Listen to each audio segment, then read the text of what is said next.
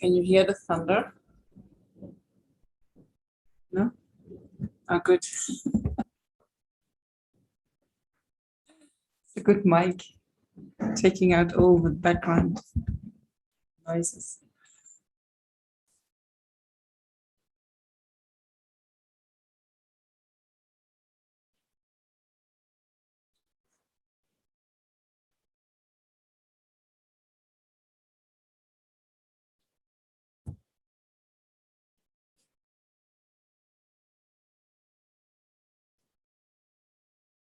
Shall we give it a start?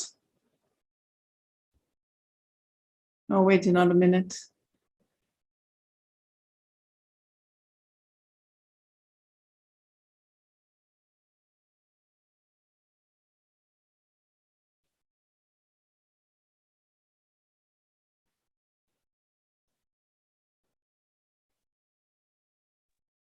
Venerable, have you managed to access the Google Drive?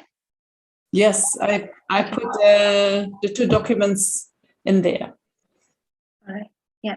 So everybody has the link in your confirmation mail. When you register for this course, in the confirmation mail where you have the Zoom link, also there is the recording folder. You can find there. You can find the resource folder there.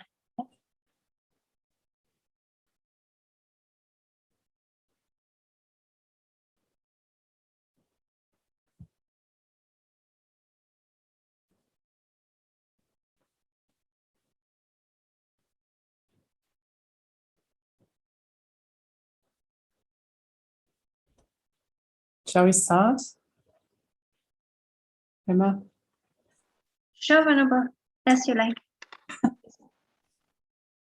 So much to talk about.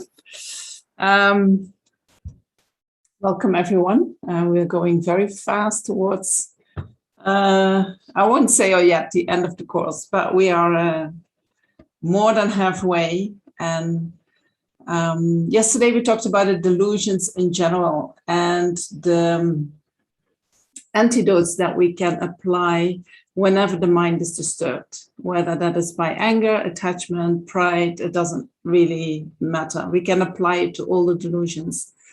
So today we're going to look at the characteristics of the individual delusions and mainly anger and attachment, so that we recognize them when they surface. And then we'll talk about the specific antidotes for each delusion. And yes, I don't think there will be time to talk about the self, but we will do that tomorrow. Tomorrow I'll talk more on emptiness and how to go about creating the causes for realizing that. So today, just about the delusions. And before we start, let's settle the mind. Take a few minutes to bring your awareness to your body and to your breath. Letting go whatever has happened before the session. Letting go any worry about what might happen after. Just taking your time, taking your energy just for this session. As if there was nothing else to do in the world than just being present where you are.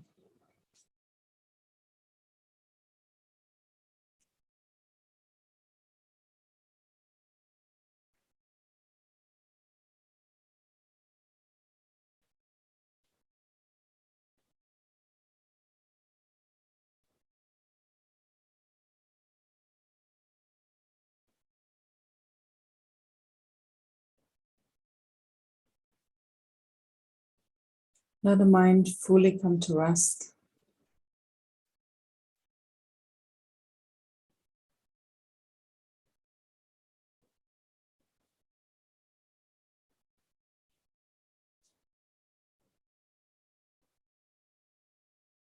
And then we generate a positive motivation.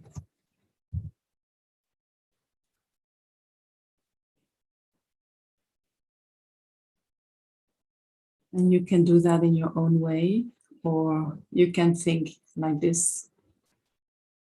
The purpose of my life is not just to solve my own problems and find happiness only for myself. The purpose of my life is to develop my potential for good qualities such as compassion and wisdom, so that I become fully awake and have the capacity to help sentient beings to wake up, freeing them from all their suffering, bringing them all the happiness there is.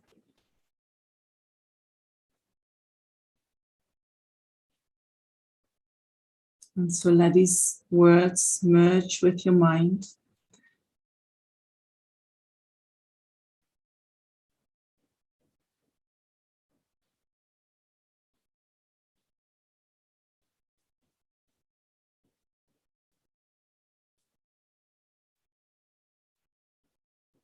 When we are fully awake, we have fully developed our Buddha potential, our Buddha nature, and we have become a fully enlightened being or a Buddha. So that potential inside us is our main object of refuge.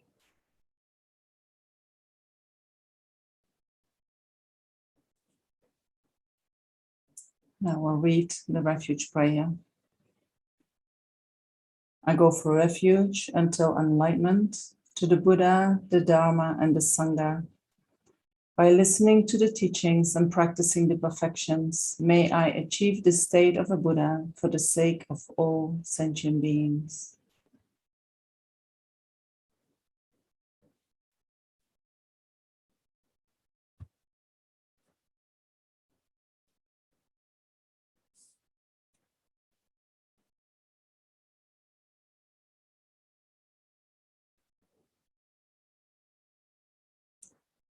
And then we can start. So we're going to talk about attachment, anger, the two main delusions.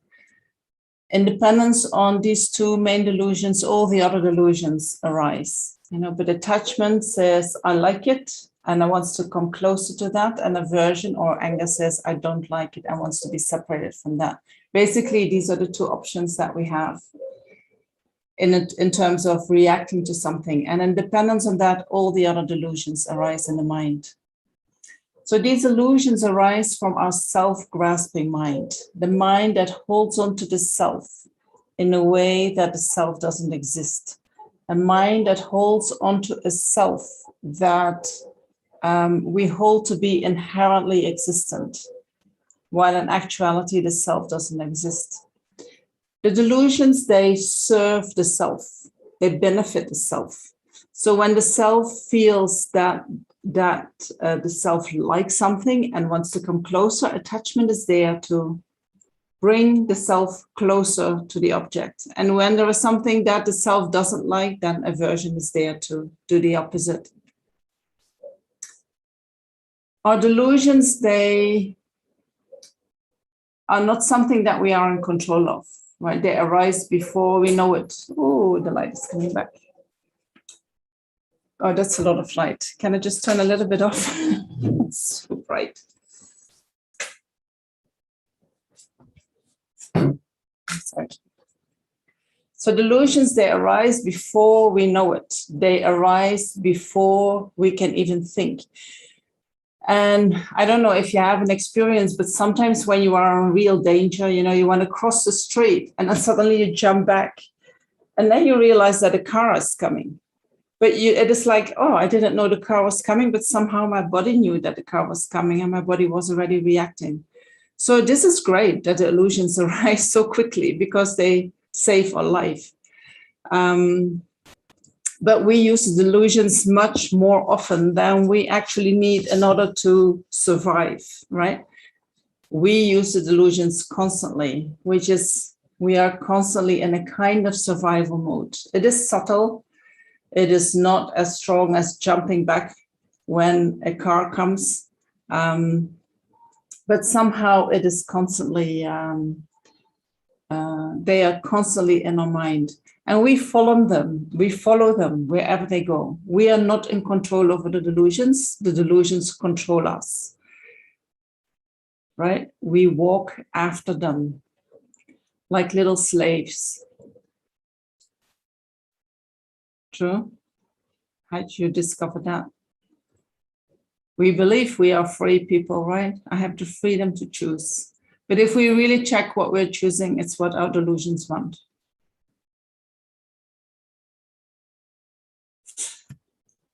Maybe we see that later more clearly. So in general, in Buddhism, we say there are 6 root delusions: the attachment, anger, pride, jealousy, doubt, and wrong view. Anger is most likely the one that is easiest to recognize. It is, very obvious when it comes in the mind. It disturbs the mind a lot. We don't like it when it comes in the mind. And it is one of the most harmful delusions. So I would say it is the most harmful delusion. So today we'll start looking at anger, and then from anger we go to attachment, and then when there's time I'll say a little bit about pride and jealousy. So we look at what it is, how it appears to us, what it does, and then how we can counteract that.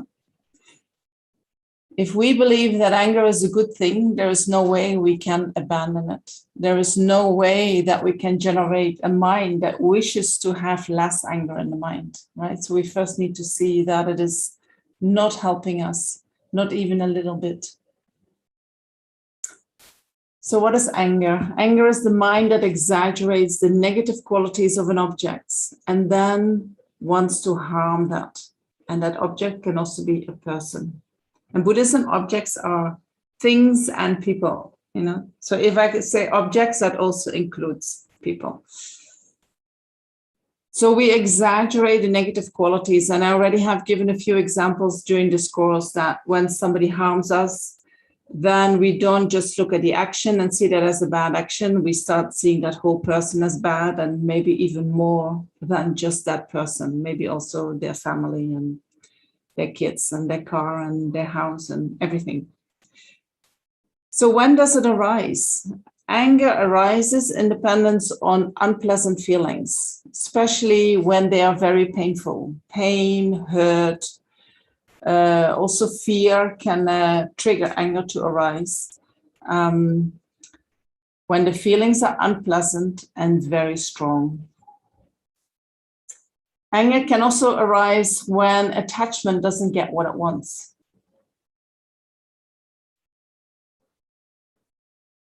Or anger arises when we get something that we don't want.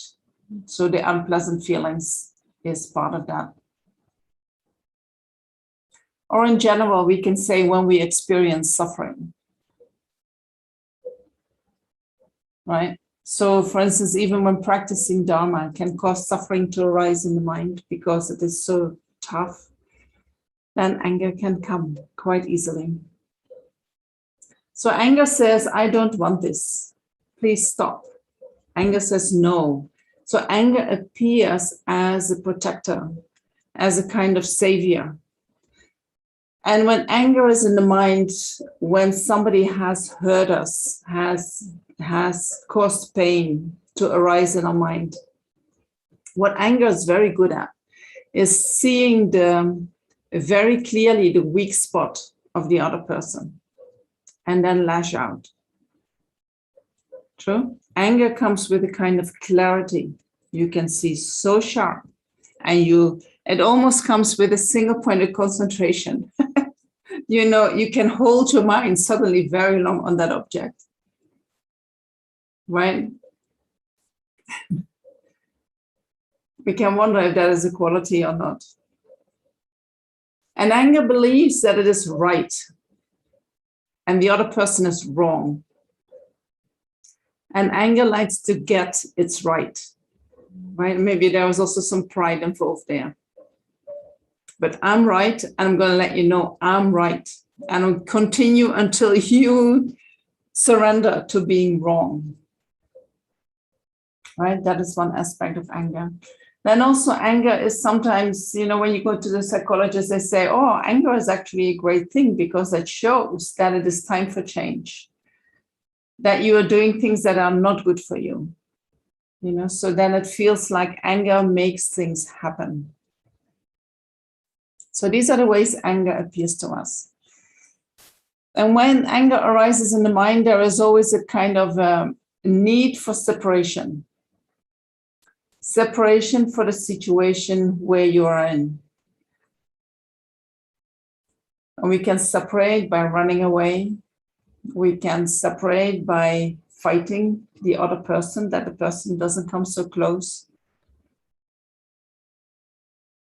Anger is our craving of wanting to be free of suffering, which shows that anger arises in dependence on we want something. We crave for something. We crave for peace. We crave for safety. We crave for being treated with respect. We crave for, these are all kinds of cravings that we have. Then when they are not fulfilled, then anger can come to the mind. And when anger arises in the mind, we have two aspects that arise in the mind, and they're going to be important when we look at the antidotes. The first aspect is that there is, the mind is very disturbed, right? Although the mind seems to be very clear, very focused, knows exactly where to hit the other person. At the same time, when we look into the mind is very disturbed. It's not a clear, focused mind. So there is some kind of discrepancy between how it appears to us and what actually is going on. And then the second aspect of anger is that we want the person who harmed us, we want them to suffer. Right? When somebody really hurts us, we start to think like, how can I hurt back? That's the nature of anger. So then in Buddhism, when we can see, oh, that is anger and this is what it is doing, why is that not a good thing? So we first contemplate the disadvantages. And when you think about the disadvantages, that already is a kind of antidote to anger. The better you can see that there is a lot of disadvantages in generating anger, the more difficult it is for anger to arise. So when we get angry, we become unhappy, and whoever is around us becomes unhappy. Right? There's no person in the world that says, wow, somebody got really angry and I'm so happy. So we can destroy relationships, even long-term relationships, with one moment of anger. Right? We get angry and the person gets in such a shock and they think, oh my gosh, what kind of person is that? You know? And they run away and they might never come back. So anger can cause a lot of fear in the other person. When we are angry, we are destroying our happiness and maybe even our possessions and maybe even those of others. We can make it even worse by causing physical harm to either ourselves or to others. We can even kill ourselves.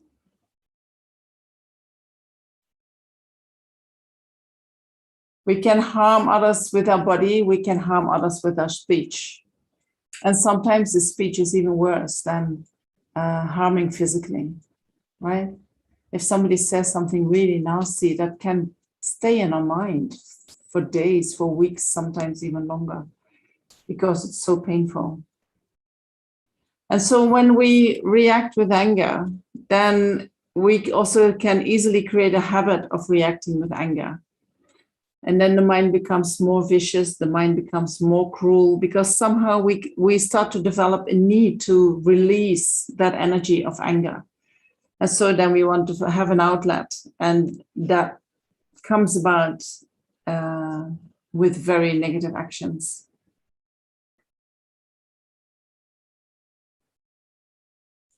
And so we all, when we come here, we say, oh, I want to have a calm mind and a peaceful mind, and I want to love everyone. And when there is anger in the mind, nothing of that can happen. There is no love, there is no peace. Right? So if we really committed to having a calm loving mind, then we have to decide anger is not part of that.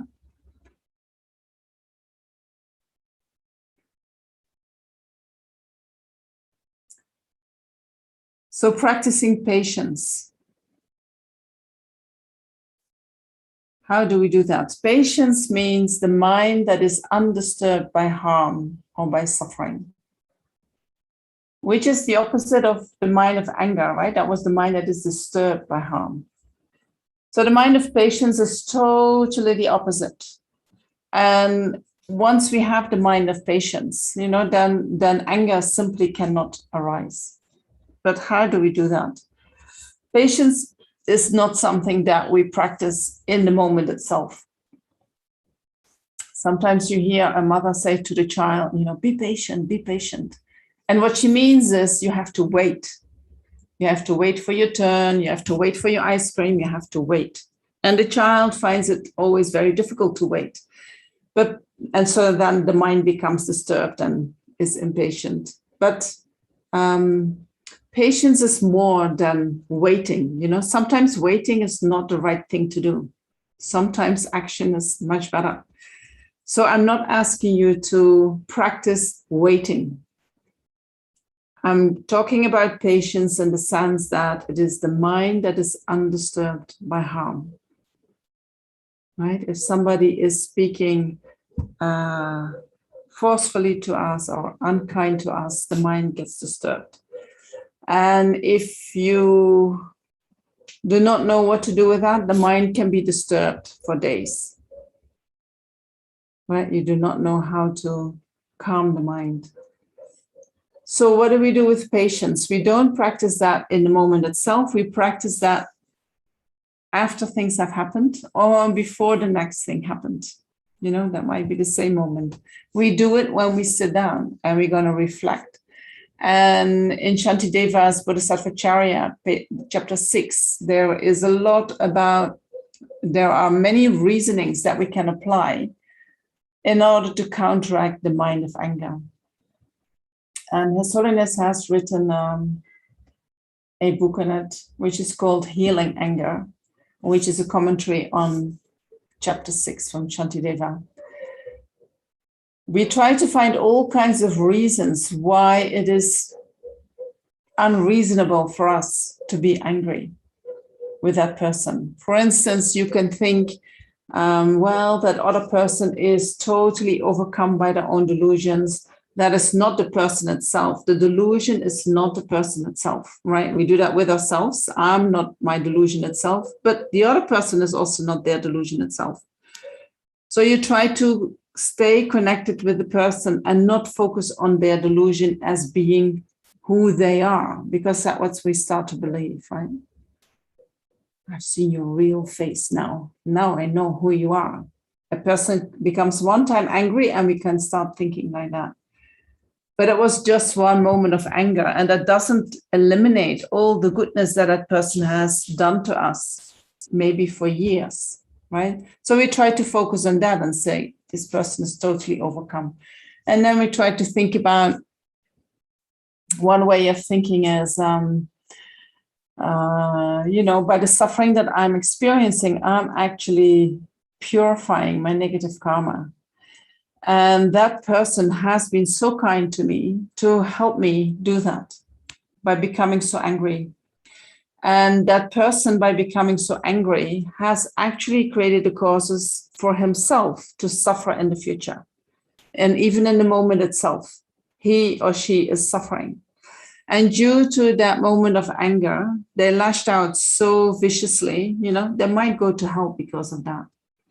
And so, how kind that they are prepared to take on that negative karma that they've now created in order to help me to purify my negative karma. And so then in dependence on seeing that as a kindness, then loving kindness can come, then the wish for them to suffer might drop. And we think, yes, although that was very vicious, and it doesn't mean that we need to like what that person has done, but we can drop wishing them hurt. We can drop having malice towards them, and we can start generating loving kindness and compassion for them.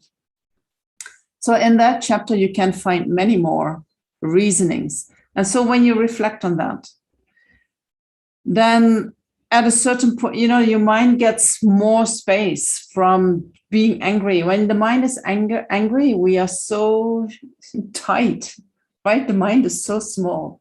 So when you have all these reasons in your mind, then even when anger comes up, somehow these reasons start to fire also in the back of your mind. And they will lessen your anger.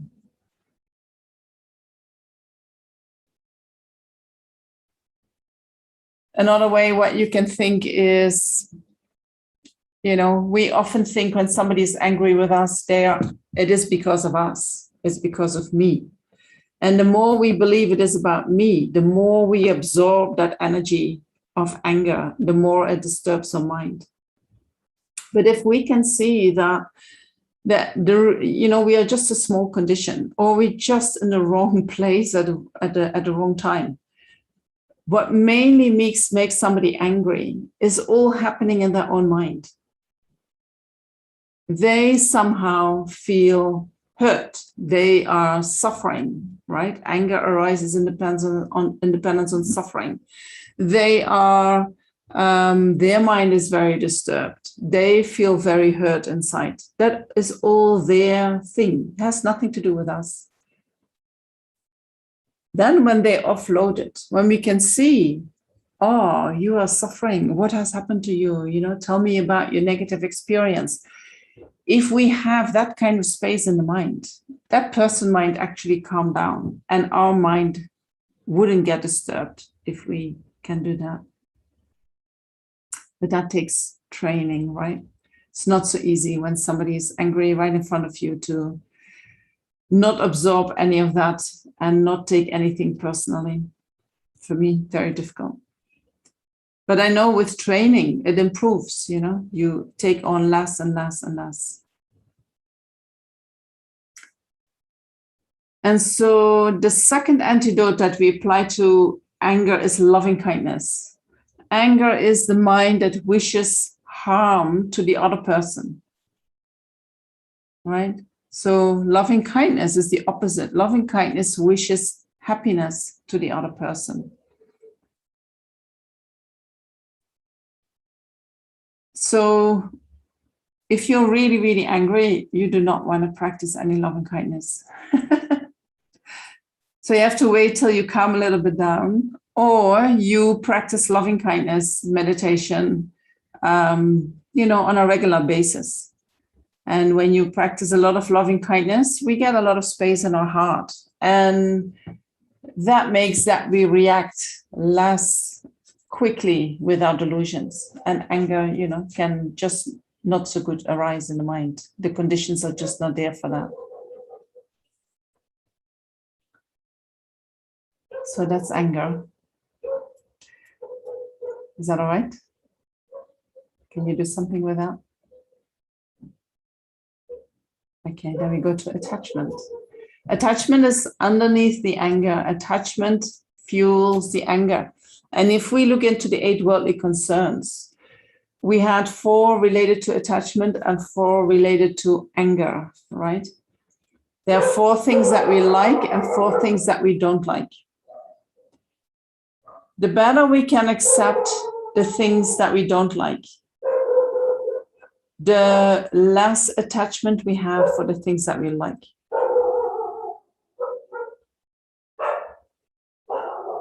So when we have a lot of attachment, the mind is constantly looking to fulfill or to crave for the 4 pleasant experiences. Then when something happens that we don't get it, or we get the opposite, the mind becomes very angry because the attachment that we have, we want it so strongly that when it is not there, we react very strongly. When we know how to deal with not having something, or with getting the opposite of what we want, if we know how to deal with that, the attachment is just not there, right? It's much, much weaker. Then when things are not there, we say, okay, it's not there today, no problem.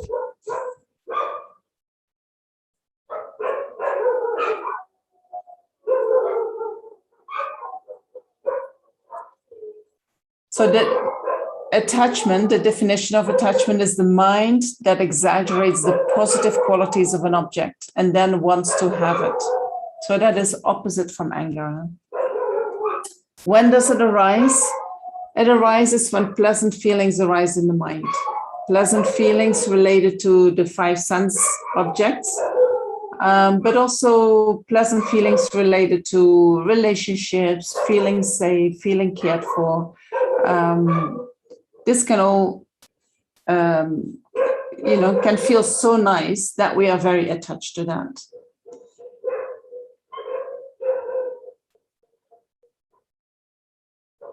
Attachment wants to get what we want.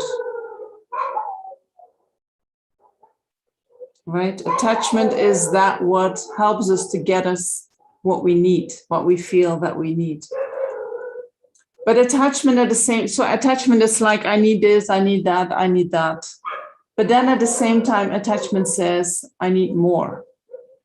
Or this is not good enough. Or this is not enough. Or yes, most of it is there, but still something is missing. Attachment is that whatever we get, it is never perfect. There is always a kind of dissatisfaction. So attachment appears to us as, a force in us, or I don't know how to say that, as something in us that takes care of us, that knows what we need, and that will make sure that we get what we need. We have the feeling that attachment is that what keeps us alive, that what makes sure that whatever we need to sustain our life, that we get that.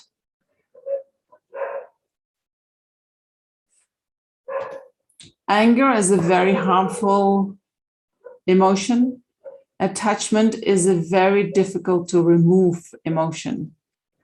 Attachment is, they say sometimes, like oil in clothes. The oil totally soaks in the cloth. And when you wash it, superficially you can get that oil out, but not completely. And you have to wash it again and to wash it again to really get into the fabric and get all the oil stains out of it. So attachment is like that. And also attachment spreads everywhere. Attachment can pervade our whole body, our whole mind. Every aspect of us is pervaded by attachment.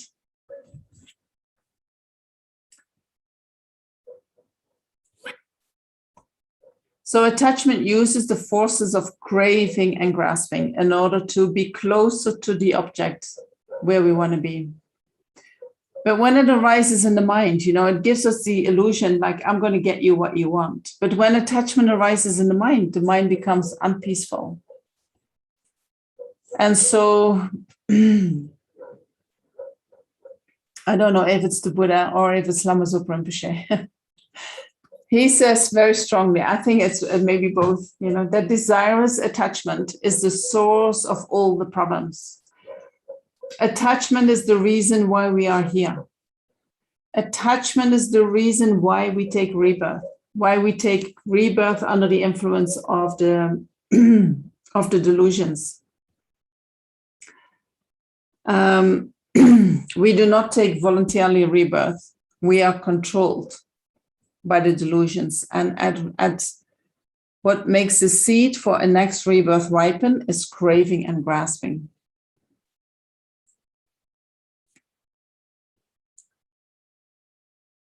So sometimes they compare attachment with a skin disease. Skin disease, it starts healing and then it starts itching. And so then in order to relieve us from that itchy feeling, we scratch. And the scratching feels like, oh, that's good, now the itching is gone. Then we wait 2 minutes and then the itching is there again. We need to scratch again. And so attachment is similar. Attachment, no matter how many times we create it, it's never enough. No matter how much chocolate we eat, it's never enough. It's like we wait an hour, we wait a day, we wait a week, and then we want more. And so they say we keep taking rebirth again and again, in which we indulge in, the pleasures of the senses again and again. But no matter how many times we do it, it is never enough. You know, we always want more. True. It's very difficult to say, you know what, now I'm gonna not eat for a day, or now I'm gonna not look at my phone, I'm gonna meditate, or now I'm gonna turn off the television and I'm gonna, you know, do something that is beneficial for me. Not following that attachment is very, very difficult. So contemplating the disadvantages of following attachment is that we contemplate the suffering that arises in the mind when there is desire. There is a kind of pleasant feeling, you know, that comes with the contact with the object of our desire. But if we really close our eyes and look into the mind is not peaceful. The craving and the grasping, we can just feel it in the mind. Also, even while we are engaging in the actions that we think is going to satisfy us, there is no satisfaction. How many times do you say to yourself, one more time, you know, or one more, or when do we say, now I have enough, you know? Maybe when the stomach is too full, or, but having enough with satisfaction, that is very difficult to come when we follow attachment.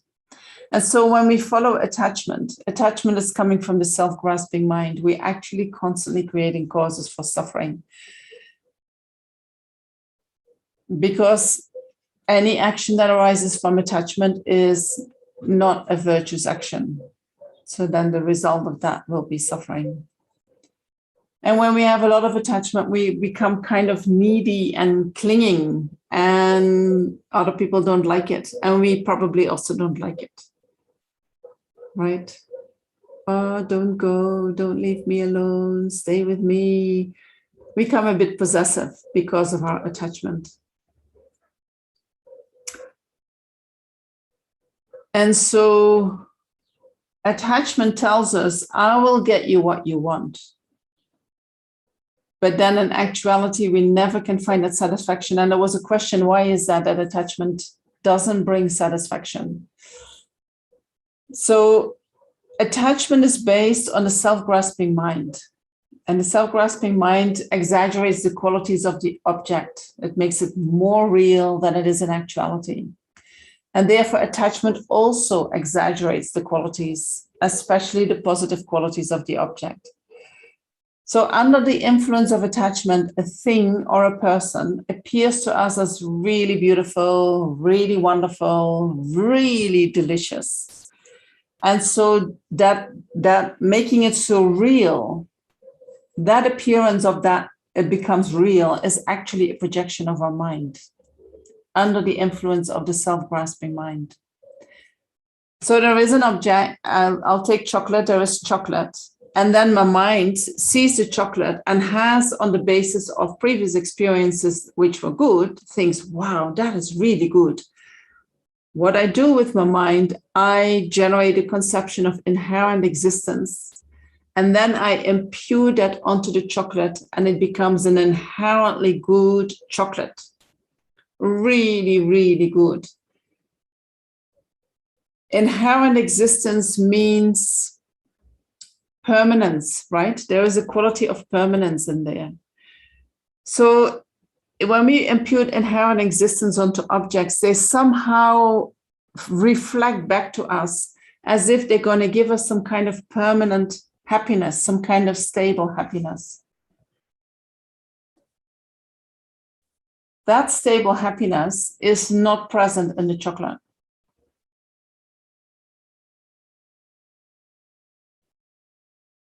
Right? There is also that appearance of independence, that no matter how I feel, no matter what time, I will like the chocolate. That's not true. You know, there are moments that chocolate is not, it's not the right time for the chocolate.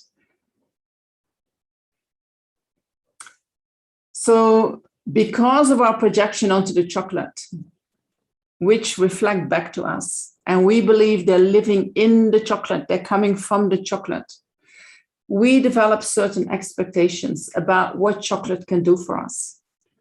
And chocolate doesn't have these qualities. So chocolate can never give us that. Same with people, you know. There is this, like our parents, like our partners, like our children.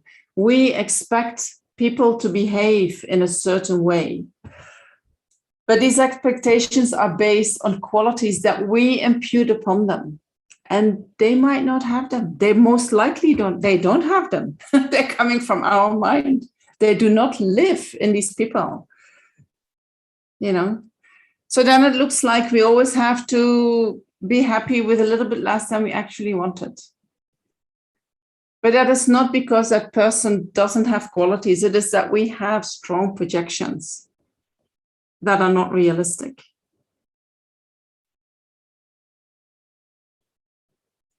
And so the more attachment we have, the stronger we project qualities upon other people, upon things, and the more life will be disappointing for us. Can you see that? So then satisfaction cannot arise. If we want to find satisfaction, we need to let go the craving. We need to let go the attachment, and we have to take things exactly as they come to us in the moment and be happy with that.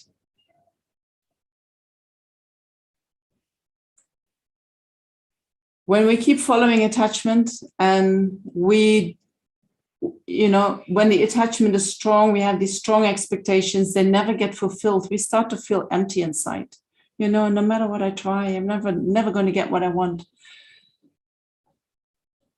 And life becomes also empty and meaningless because I'm trying just to fulfill my own wishes, my own expectations, and they're never there. And so then I keep going like that, and I try it again, and I try it again. Nothing meaningful can happen when we do that. And then, you know, we can continue talking about that in sense of when you have a lot of attachment, we can eventually develop addictive behavior. In a way, we're all addicted, you know, but in a way that it feels like you really cannot stop anymore doing this. And I'm sure we all have some addictions, you know, but you know, the drug addictions and the alcohol addictions and the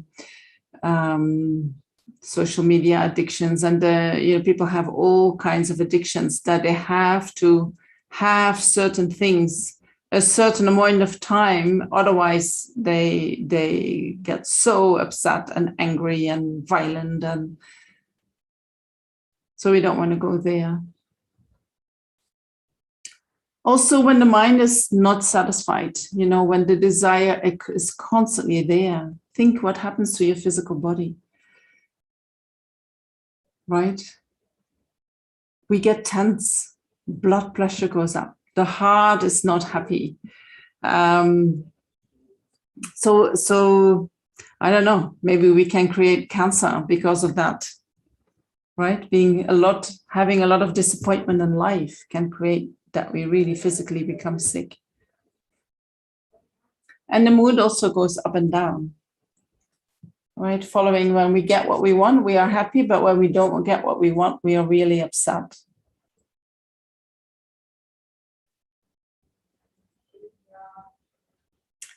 And then the last one is that we can think about, even if we get what we want, does that resolve the problems in life? You know, problems are always there, whether we get what we want or not. We think that if I do this and this and this, the problem will be gone. You know, I don't know if you're a problem solver. Yeah, you can solve a problem, but there is always a next problem coming. And once that is solved, there is another one coming. Because that's the nature of samsara. Problems are always there. So, you know, you can also think, I'm not going to put any energy in this problem anymore. Problems arise due to causes and conditions, and once the causes and conditions are gone, the problem is gone. So when I try to fix the problem, I mean, it's quite useless, you know. I can work on diminishing the causes and conditions. I can somehow not feed it anymore. I can take space and wait till the causes and conditions dissolve. Then I go back, problem is gone. And I know when you're in the problem, you think, oh, what does she know? I have big problems and I really have to do something about it. And I thought like that also for a long time. And then one time I said, maybe I stop putting energy there and I start doing something else. And it creates a totally different way of relating to problems. Then it's not my thing anymore to resolve the problems. So sometimes you might think, because we have to remove attachment must be bad, right? Anger is bad because it's harmful. Attachment is also bad. But attachment, we want to remove it because it is the cause of our suffering. So that doesn't mean that we want to get rid of pleasure, right? Because in Buddhism, we create a lot of causes for pleasure. We are encouraged to create the causes for pleasure. Developing our mind is going to take a long time and it's going to be difficult. It's not easy, So to keep us going, we need to have enough pleasure to be able, to bear the hardships of practicing Dharma. But when pleasure arises in the mind, we just enjoy. We try not to grasp for more. We try to be content with what is there. Right? Then you can enjoy every moment. No problem. Right? We do not need to suffer. We want to be free of suffering. But the way we find happiness, the way we cling to happiness, that is what is giving the trouble in the mind. The more delusions are in the mind, the less we can access the pure nature of the mind, which in itself is joyous, is happy, and the quality of that happiness and the joy goes far beyond any happiness or joy that you can experience, independence upon your senses, independence upon what you see, what you eat, the joy that is already waiting in your mind to be discovered. Is the quality of that is much, much, much more beautiful than anything that you can experience in the world. But to get there, we have to let go of our way of finding happiness.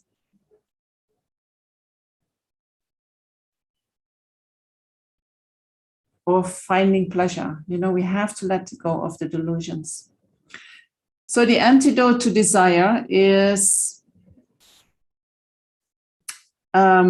practicing contentment, right? It's good enough. What I have, what I do, what I receive is all good enough. This is what it is. Maybe not what I expected, maybe not what I wanted, but that is the karma. I have not more karma than this. This is my merit that I have, This is the best it's going to get. So you choose. Are you going to be happy with that, or are you going to be sad about that or unhappy about that?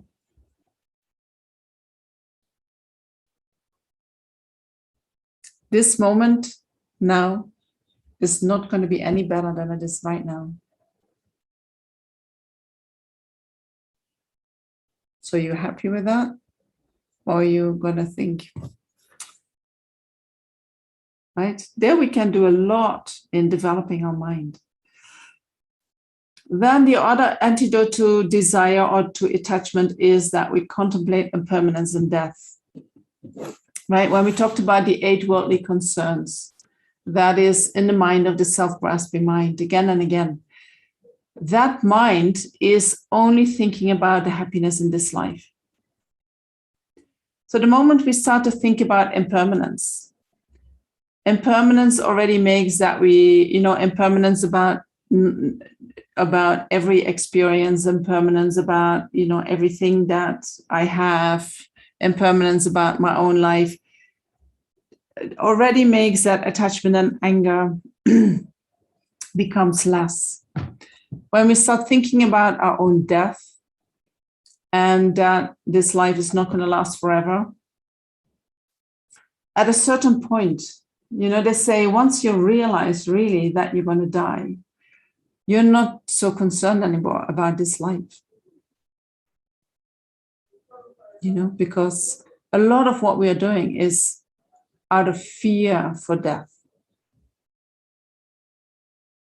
Right? And at the moment, the whole world is in a kind of paralysis due to that.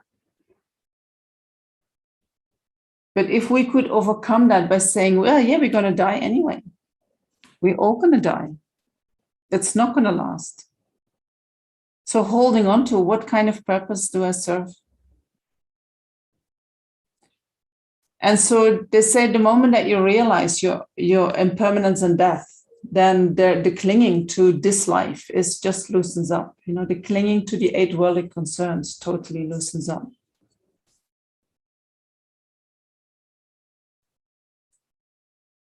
Does that make sense?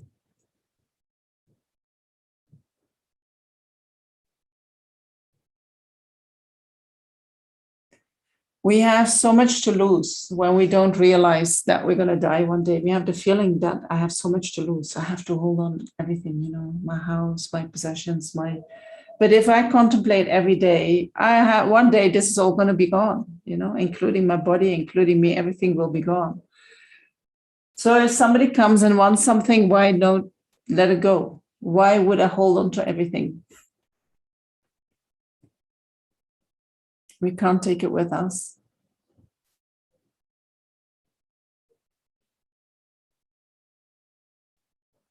All right, is that enough on attachment? And then I do very quickly pride and jealousy so that we have a little bit of time for questions. So pride says, I know better. Or pride says, I'm better than you. Right? Pride compares with others. Pride compares with people who are actually better than us. And I mean, in the Abhidharma, I think there are 7 or 9 forms of pride. And so you compare yourself with people who are equal than you and you think you're better. You compare yourself with, for instance, your teachers who have fantastic qualities and you think you're almost as good as they are. Or you compare yourself with people who have less qualities as you and you think you are far beyond them. This is what pride does. So there is this comparison. And, I don't know, you can look into your own mind why if you reckon, I mean, we all have pride. Pride is the delusion that is most difficult to see and to remove, because it has to do with a kind of acknowledgement, that people know who you are, what you are doing, that you have a kind of recognition. And the example that is given with that is, for instance, the meditator who is sitting up in the mountains, all alone, far away from the villagers, and then thinks, I wonder what they think about me in the village. That's pride. He's still concerned with what other people think about him or her. So whether that is a need for validation or a need for acknowledgement, maybe you have the feeling that you're not good enough. And so then it is very important for you that people acknowledge you. But it is all coming from pride. So the antidote to pride is humility, thinking about all the things that you do not know or don't do well. For instance, if you think, wow, I've studied so much, all these years. Well, what is that compared to? And then you think about somebody who has studied their whole life and, they were much more intelligent and they studied so many more texts and then you think, oh, actually, it's not much what I did, compared to that. So everything is relative in this world. Pride puts yourself above others. So compare yourself when you have, when you see that quality of pride in your mind, compare yourself with somebody who has done much, much better to you in that area. That helps to think, oh yeah, it can be done better. And then you can also think, the qualities that we have, they're not coming from me, right? I think I am so good, but who is this I? And where are these qualities coming from? And who was all involved in helping you to develop these qualities? What came really from you? And what came from others? And then you can find that actually all these qualities arise in dependence on the kindness of others. And so that instead of feeling better than others, you feel like more humble, and maybe you want to serve others in order to repay that kindness.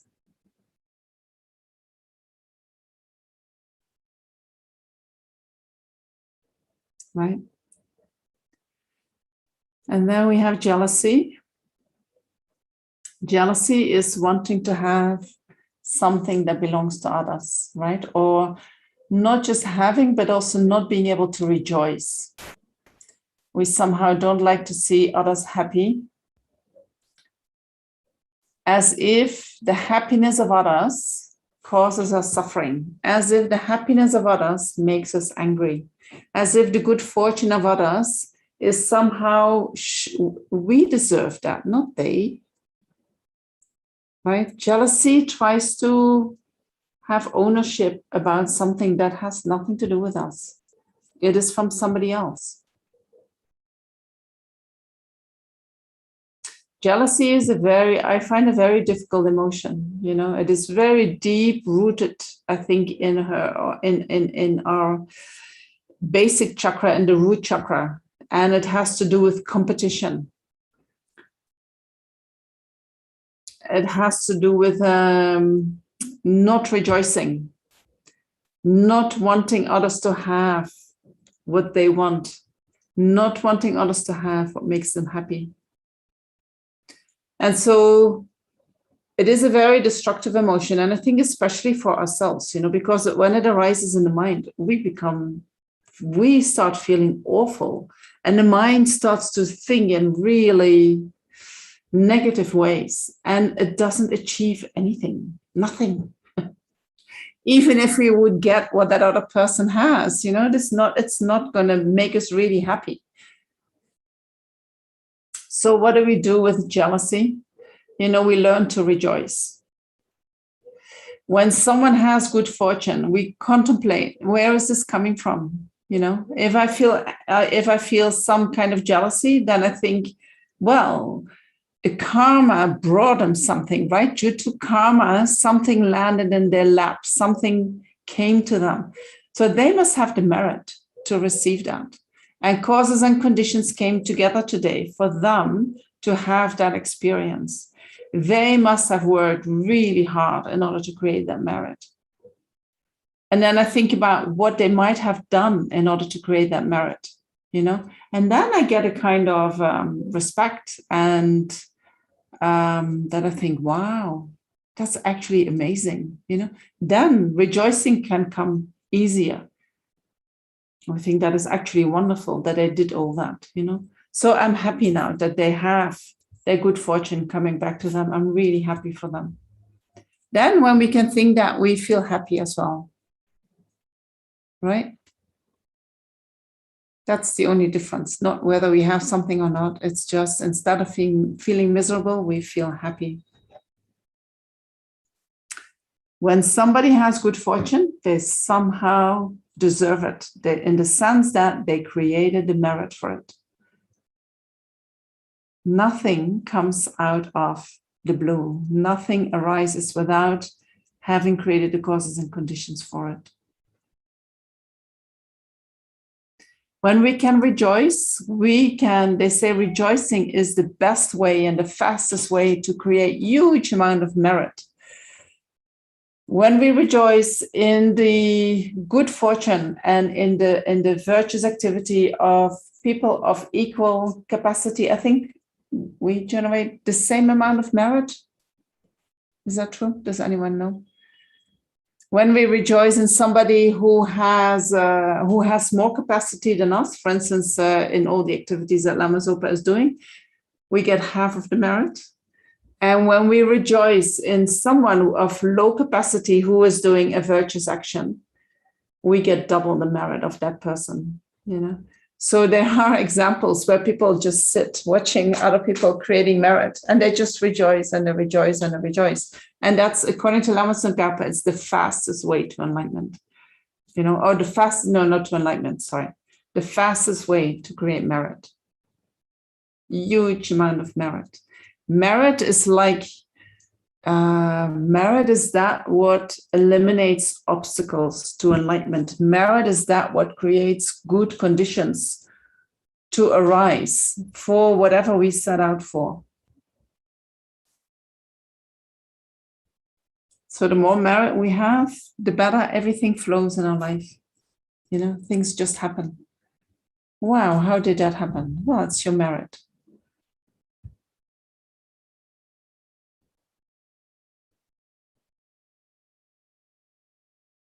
All right. Can you do something with that?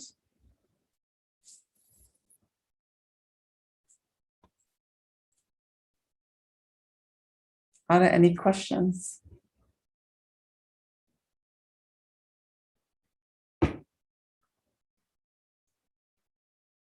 You can either type it in the chat. Oh, there are 5 things in the chat. I'm sorry. I didn't look at it. I'm just going to have a read through it. How is the reaction to a car coming a delusion? Every reaction that we have is a delusion. Whether we like it, you know, so what happens is that you see the car and you either pleasure arises in the mind or displeasure. And then the discrimination comes and says, I like it or I don't like it. And when I like it, automatically attachment follows. If I don't like it, automatically aversion follows.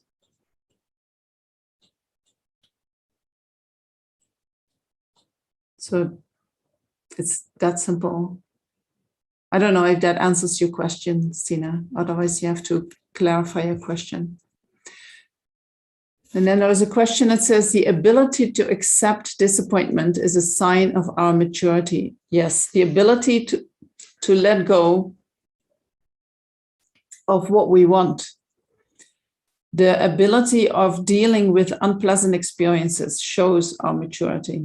You know, if we cannot deal with that, we are like the 2-year-old that is stamping with their feet and saying, no, I want to have it now, you know. But when we can handle not having things, when we can handle getting things that we don't want, when the mind stays undisturbed, you know, then the mind can, instead of reacting, can act upon the situation.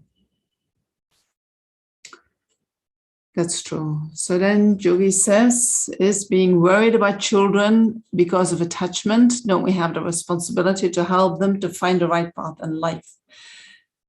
So as I said, attachment is not bad, right? It's not bad. And we are living in the desire realm, and we are all here because of our attachment. Most likely, we will all die with our attachment.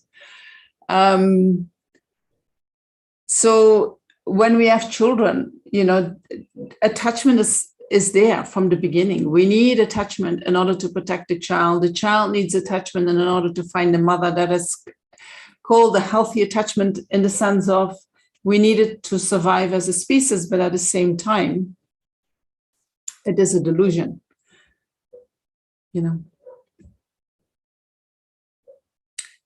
Being worried about the children is attachment, and you can wonder, is it going to help your children to be worried? Is it going to help you to be worried? Or can you somehow find ways of meditating that you really let go of your children, in the sense of you trust them that they will find their way? You know, we cannot protect the children. We cannot protect them in the sense that nothing bad is going to happen to them. We don't have that capacity.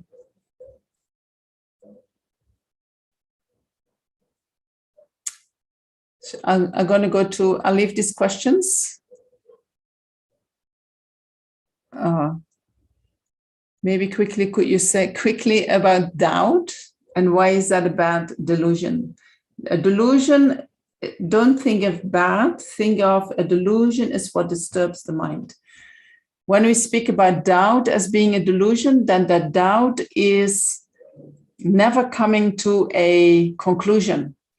So the doubting mind keeps thinking, shall I do this or shall I do that? Shall I do this? Shall I do that? And as long as we are in doubt, we cannot really move, right? And the mind is not single-pointedly focused on anything. It is going from one side to the other side. So that disturbs the mind.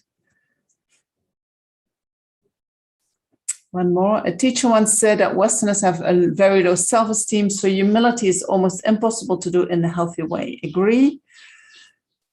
So, I think that self-esteem often goes together with, at the same time, a kind of feeling of superiority as a reaction to that. So we might feel deep inside that we are not worthy, and then we present ourselves as that we are better than others, right? They can be together in the mind. So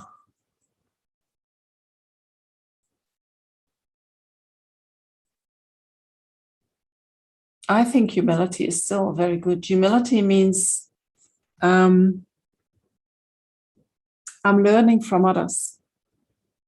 You know, and I'm learning from others is not going to do anything with your low self-esteem. I think when we have low self-esteem, it's also good to learn from others, right? But you do not have to put yourself, humility is not putting yourself down. Humility is not putting yourself higher than others. So if you feel lower than others, in Buddhism, we say that is also an inflated ego, you know, and that is a form of pride. And I think learning of others,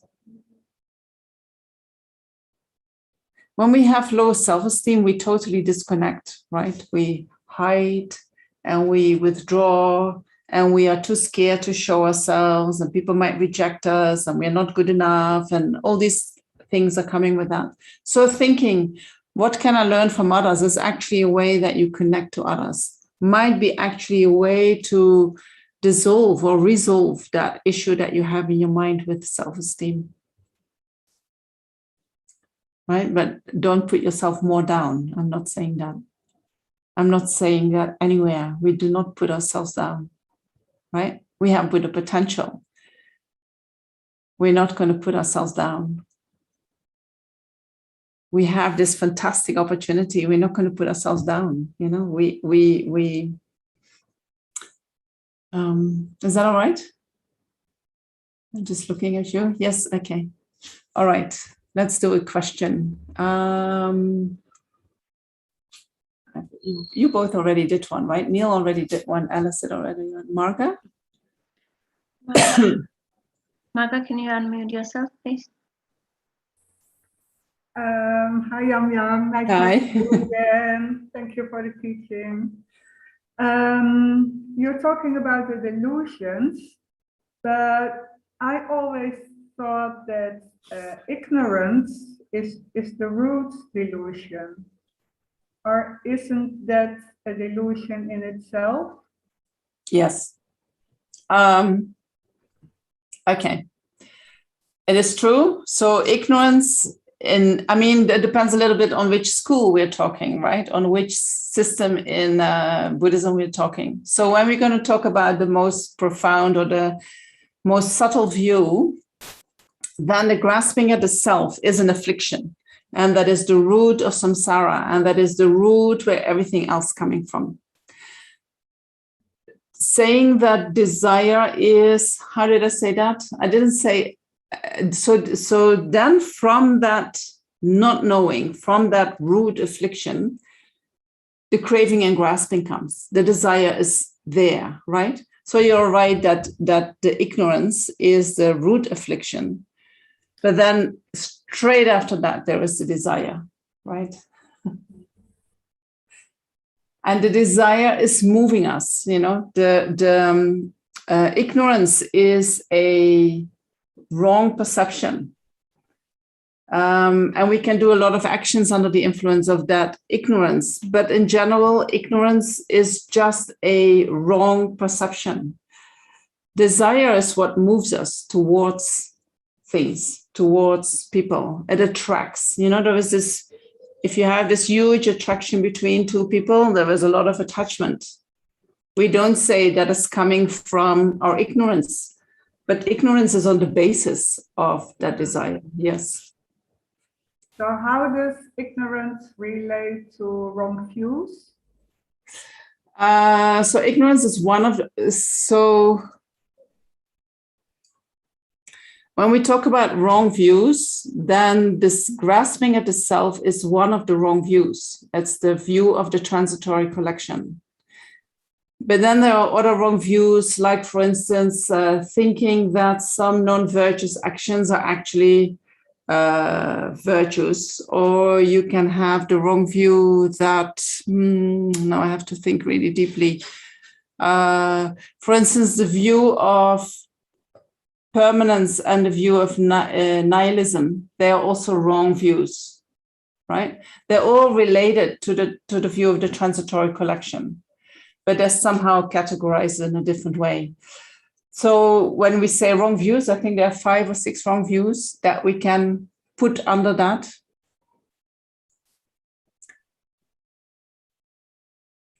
You know?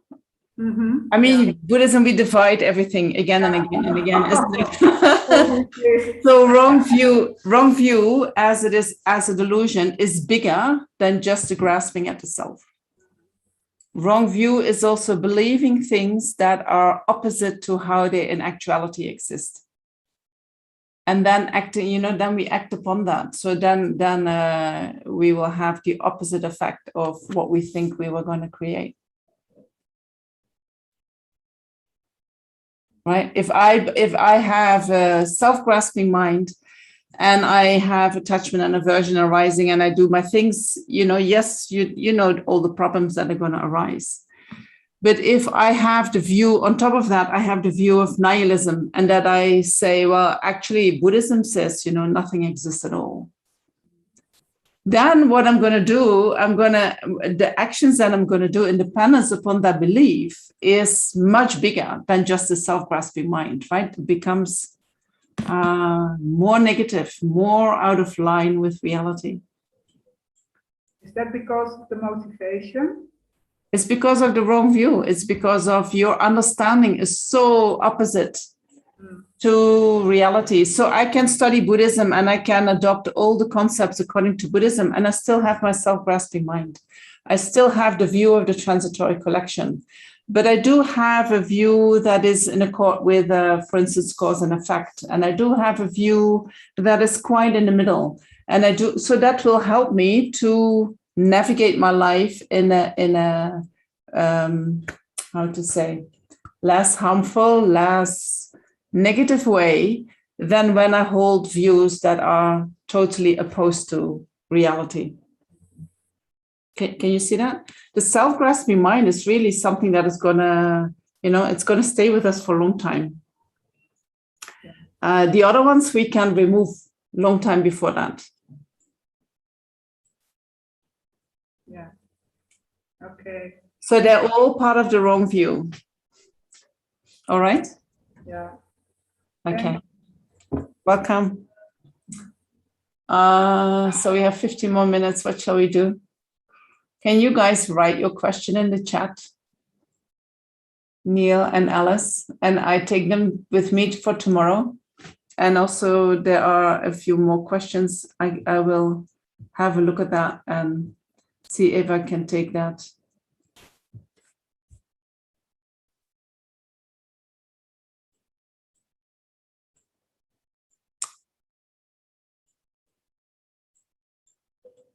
Oh, that one. So Stina, I had totally misunderstood your question. I see.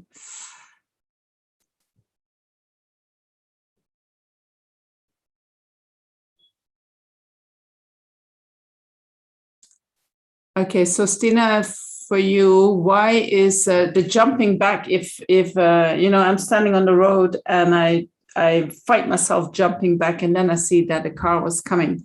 Why is that a delusion? If we are afraid of delusions, we see the car coming. Why is that a delusion? Because it is about saving me, right? And again, we have to not think a delusion is a wrong thing, right? We have that very strong connection. Oh, we have to abandon delusions, therefore delusions are wrong, or therefore delusions are bad, you know?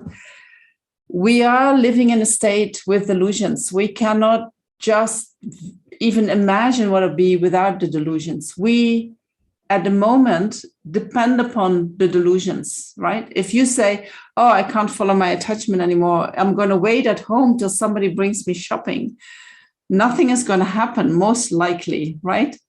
So we need our delusions to sustain our life, but not as much as we are having them at the moment. So saving your life also comes from delusions, because it is about you, right? But that isn't the wrong thing. You can also think, you know, your jump is coming from merit. Somehow that merit ripened independent upon that self. Merit ripens independent upon the self-grasping mind. That makes that a jump back. Is that a bad thing? No. But is it delusion? Yes.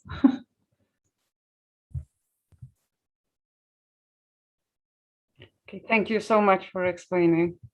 Yeah, we are, you know, we have to make peace with the fact that we are deluded. we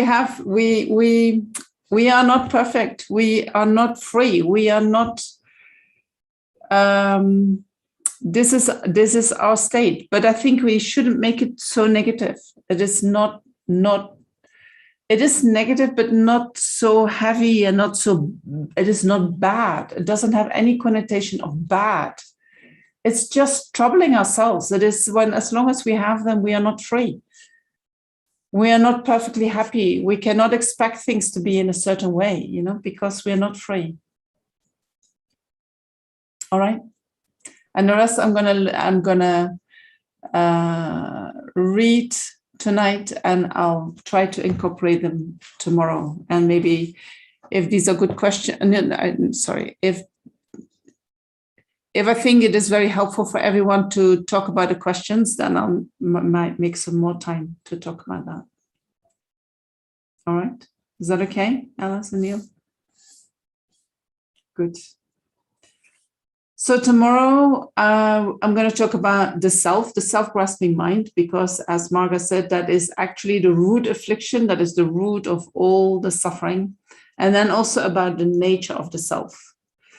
So we'll start with talking about how we identify with the self, which is one of the reasons why it is so difficult to even see that grasping at self. And then we're going to talk about how to realize emptiness, or how to realize the nature of the self. And in that, I will talk a little bit about what you can do in daily life, you know, how you can contemplate, not necessarily in meditation, but also in daily life. For Kunj, right? Kunj, did I say that right? Or maybe you have a different name than yesterday, I think. Let me see. What is your name? Oh no, Jitan. You asked about that, right? So I will talk about that tomorrow. Okay. I would like to do a meditation on love today, because love is really our true nature.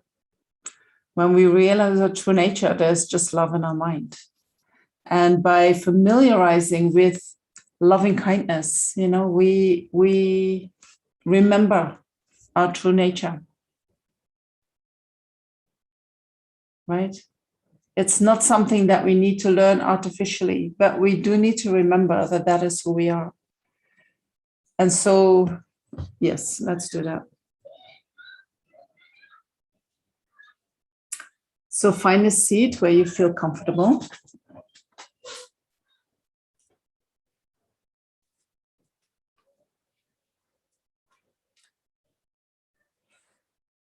where you feel relaxed.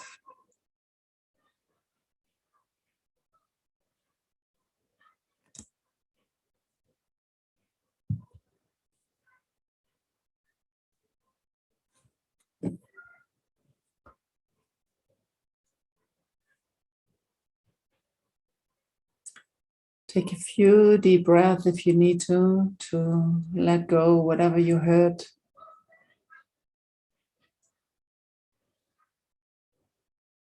There's no need to hold on to any information.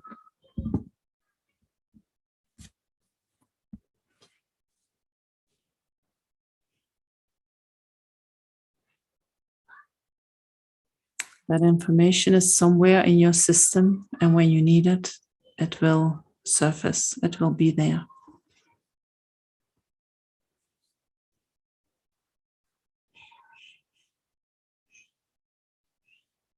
So while you're sitting there comfortably, visualize all living beings around you. Visualize, imagine. If you have trouble imagining, you can also just get a feel for that.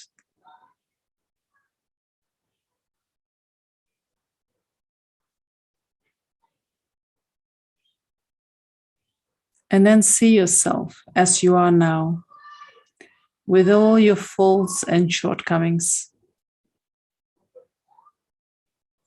And with the recognition that you have the potential to free yourself from all your problems.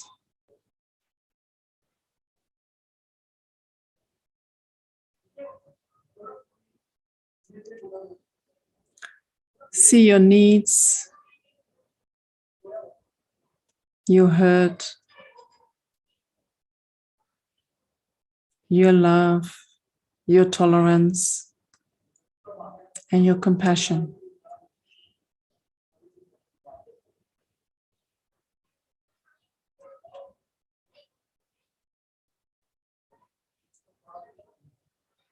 And then generate from the depth of your heart a wish for yourself to experience all the happiness and goodness you can imagine.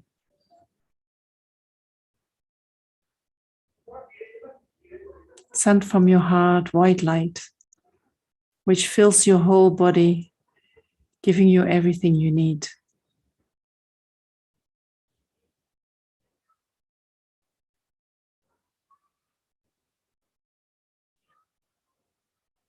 Feel that all your needs are fulfilled.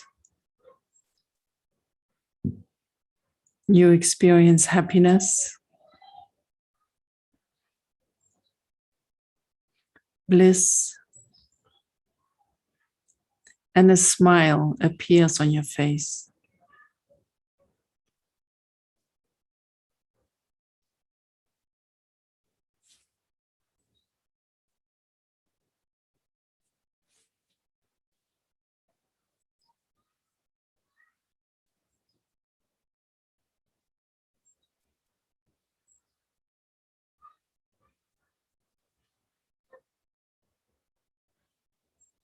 Then pay attention to those living beings around you. Your mother is on your left, your father on your right. Your relatives and friends are behind you. And in front of you are those that you dislike or who have hurt you.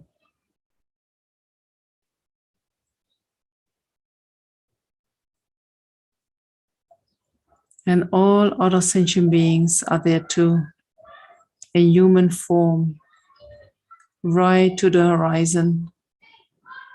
They're all sitting quietly like you. And a sense of harmony and peace pervades everyone.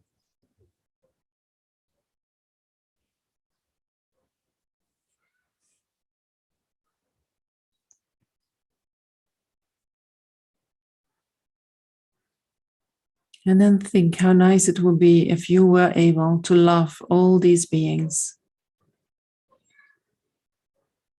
Just as you, they all want to be happy and they want to be free from suffering. They are all trying to make the best of their lives, even those who are angry and violent.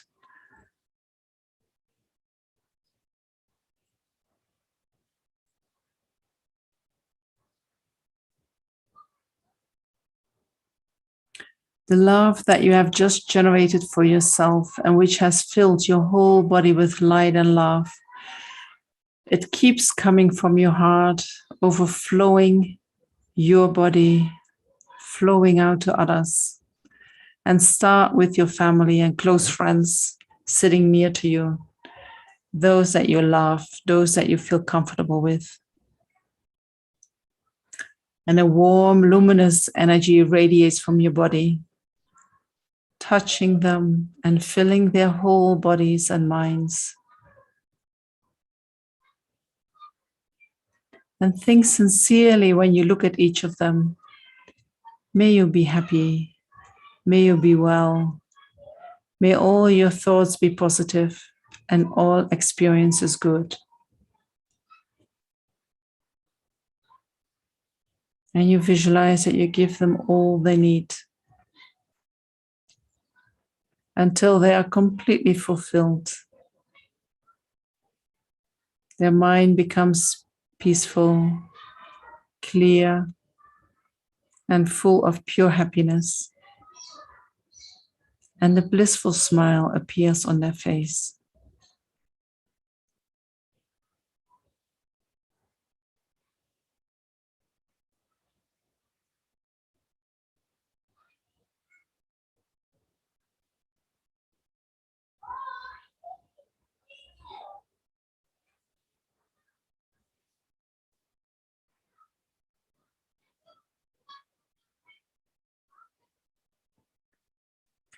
Then turn your attention to the people in front of you, those that you have difficulty with.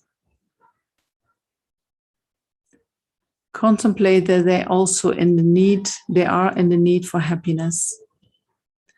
And you can give that to them by sending them love. Imagine your positive, loving energy flowing out of your heart to those people, filling their whole bodies and minds. And think sincerely when you look at each of them.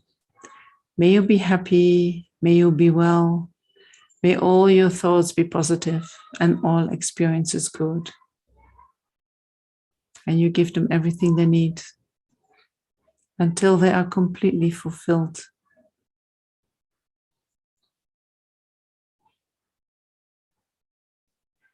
Their minds become completely peaceful, clear, and full of pure happiness. And a blissful smile appears on their face.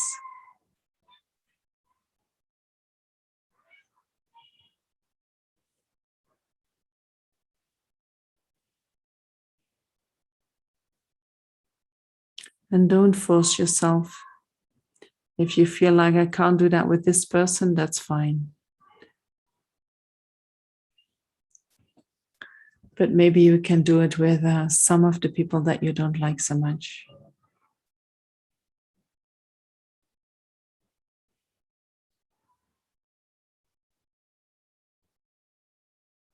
And when we can visualize them being happy with us, being smiling with what we give them, often the tension inside us drops. And we feel more happy as well.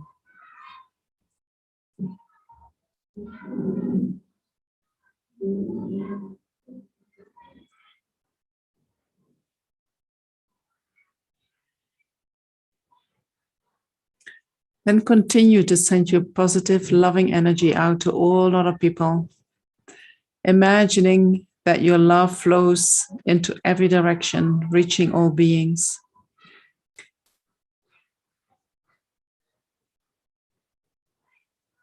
And you can think of those that are lonely or busy, those that are sick, but also those that are healthy.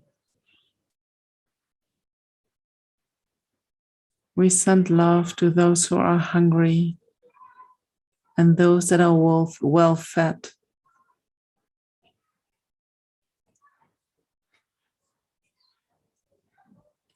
To those that are oppressed and those that are oppressing.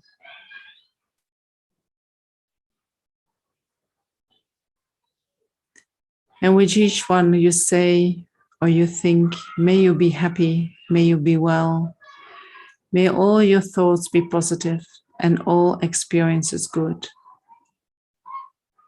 And you give them everything they need until they are completely fulfilled.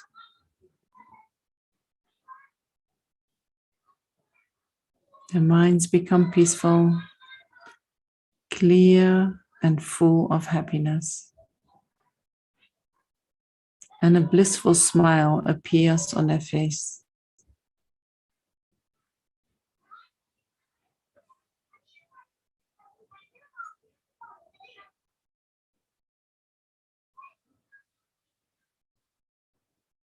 Concentrate on that feeling of love.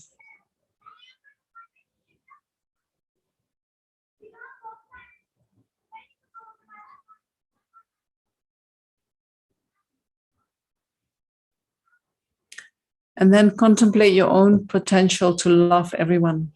Rejoice in that capacity.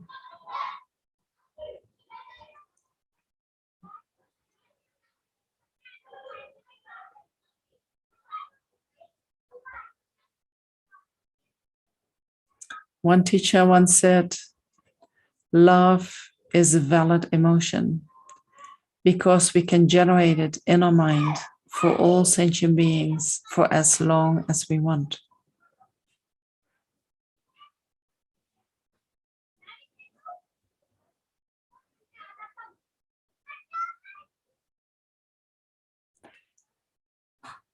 So if you rejoice in this capacity, then generate a strong wish to develop this potential more and more.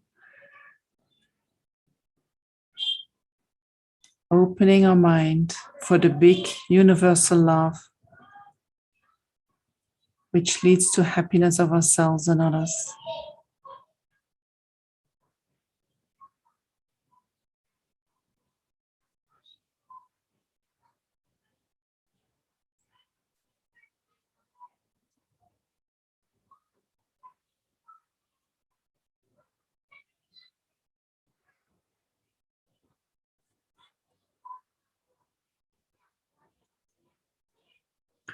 And then we can dedicate all the positive energy of this session and of this meditation to all beings, including ourselves, that we all find all the temporary happiness and the ultimate happiness.